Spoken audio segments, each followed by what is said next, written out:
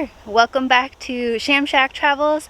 We are in Gloucester, Massachusetts, and we're going to visit the Gloucester area, hit up some seafood restaurants, and go to the beach maybe.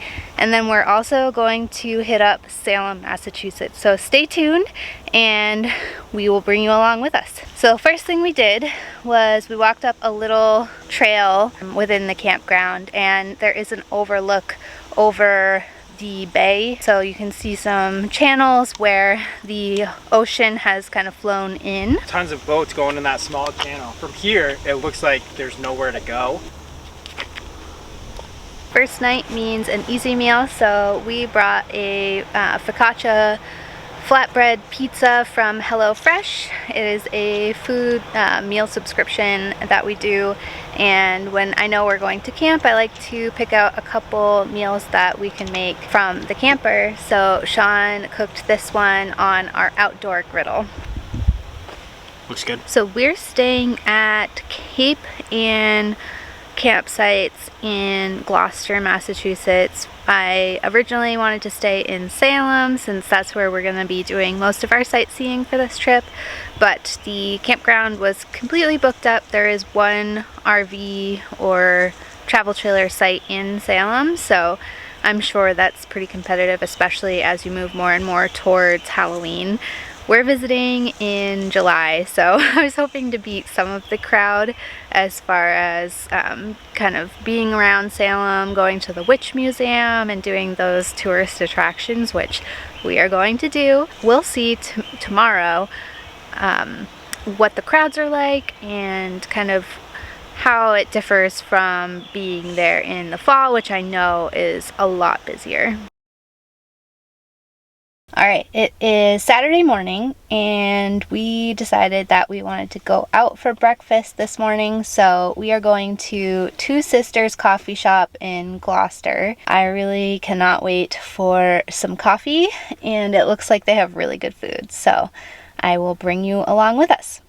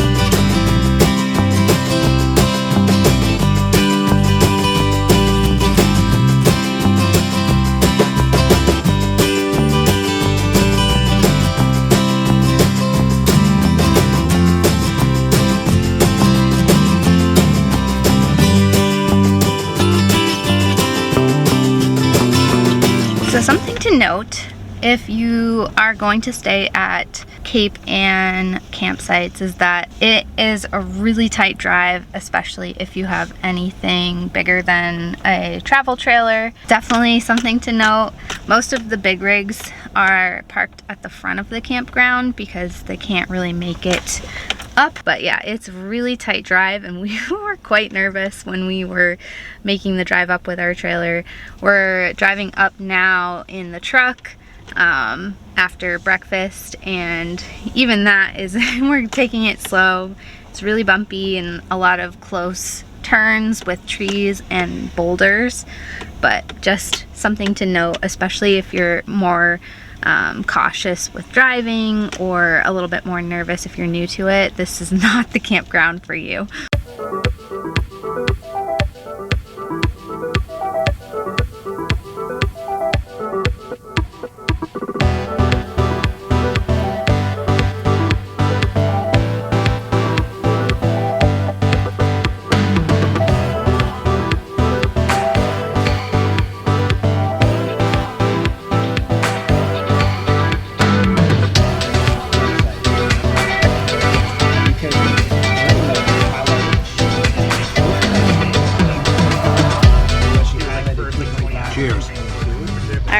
We just came out of Notch Brewery and now we're heading over to Casa Tequila and gonna get some Mexican food. It looks really good. Hopefully we don't have to wait too long, but it is relatively crowded down here, so hopefully we can get in.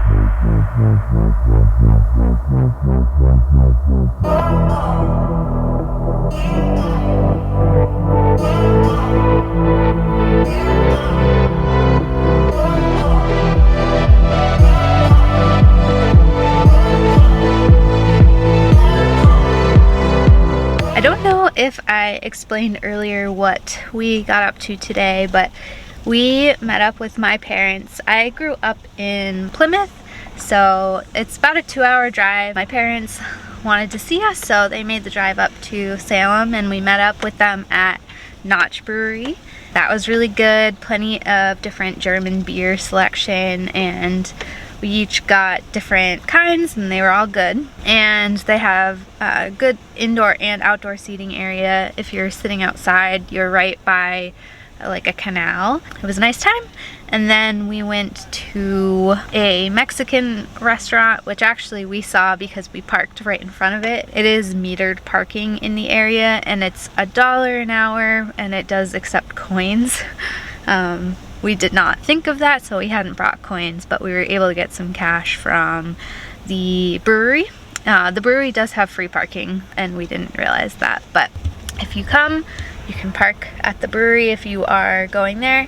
And we went to Casa Tequila and that was also really delicious. We got the veggie nachos. I got a burrito and my dad got enchiladas, and all around we all thought it was really good. Now we're just driving back to our campground, which is why this video is probably super shaky. It's definitely rough going on this road. Around the loop again. So, I mean, in a truck it's a lot easier to manage, but yeah, I'm just surprised. There's some fifth wheels here, some bigger campers, and I have no idea how they made it in here. It was really tight for us, and we have a 26-foot travel trailer. I wouldn't even go say 26, like, you know, it's probably like a 23, 24 foot, everything included, you know, the hitch and the rear bumper and everything like that. But some of these you look at and it's like, how the heck did they get in here? It was sketchy for me pulling it in here, but some of these rigs in here are huge. It's shocking with the narrow roads and how they were able to get in here. We are back and we took Hallie for a walk because unfortunately we did leave her in the camper while we were in Salem. She's pretty good in the camper. Make sure to turn the air conditioner on for her so that she's comfortable. But as a side note, I've started crocheting again. I used to when I was a kid. It's been a long time and so I've forgotten how, but my mom crochets and so I was inspired to take it back up. And so when we were camping in Vermont, I had a chance to work on a blanket and I finished it, and this is the result. So it is a baby blanket, or at least the pattern is, but I made it to be a cover for Hallie's bed. We keep this bed, it's actually from when she was a puppy. You're in the way. But yeah, so we cover her bed with it, and it just makes it easier to wash. I think I did an okay job. What do you think? You love it?